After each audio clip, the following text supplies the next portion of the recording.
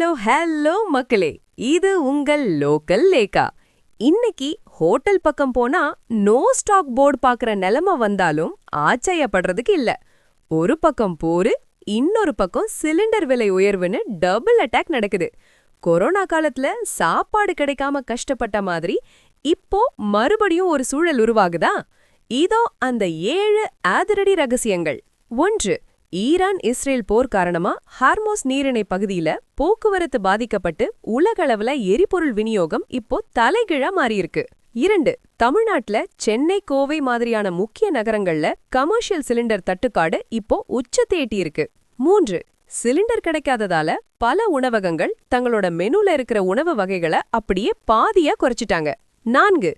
விலையேற்றத்தை பார்த்தா தலை சுத்துது. வீட்டு உபயோக சிலிண்டர் 60 ரூபாயும் கமர்ஷியல் சிலிண்டர் 115 ரூபாயும் ஒரேடியா உயர்ந்து இப்போ ஹோட்டல் உரிமையாளர்களை கதற விடுது. 5. கையிருப்புல இருக்கிற கேஸ் இன்னும் ஒரு சில நாட்களுக்கு தான் வரும். அதுக்கப்புறம் கேஸ் வரலன்னா ஹோட்டல்களை மூடுறதை தவிர வேற வழி இல்லைன்னு உரிமையாளர்கள் அப்செட்ல இருக்காங்க. 6. தட்டுப்பாட்டை சமாளிக்க மத்திய அரசு ஒரு புது ரூல்ஸ் போட்டிருக்காங்க.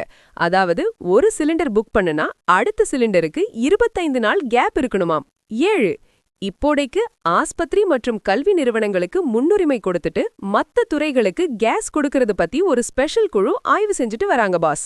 இந்த இக்கட்டான சிலிண்டர் சிக்கலை பார்க்கும்போது நம்ம தல அஜித் ஒரு படத்துல சொன்ன அந்த ஒரு மாஸ் பஞ்ச் தான் ஞாபகத்துக்கு வருது. எல்லாமே ஒரு கணக்கு தான். ஆனா சாப்பாட்டு விஷயத்துல கணக்கு தப்புனா அது சாமானிய மக்களோட வயிறு சம்பந்தப்பட்ட பிரச்சனையா மாறிடும் பாஸ். ஹோட்டல்ல விலை ஏறுறது ஒரு பக்கம் இருந்தாலும் சாப்பாடே கிடைக்காத நிலை வராங்க இருக்கணும்னு வேண்டிக்கோங்க. சிலிண்டர் தட்டுப்பாடு சீக்கிரம் சரியாகுதான்னு பாப்போம். எரிபொருள் செய்திகளுக்கு தொடர்ந்து இணைந்திருங்கள். ஸ்டே டியூன்ட் வித் பிராண்டி செய்திகள். Stay tuned. உண்மையை லவுடா சொல்வோம், குவிக்கா சொல்வோம். This is local Lekha signing off. Keep வாட்சிங். Bye bye. ஒரு விசில் போடுங்க பாஸ்.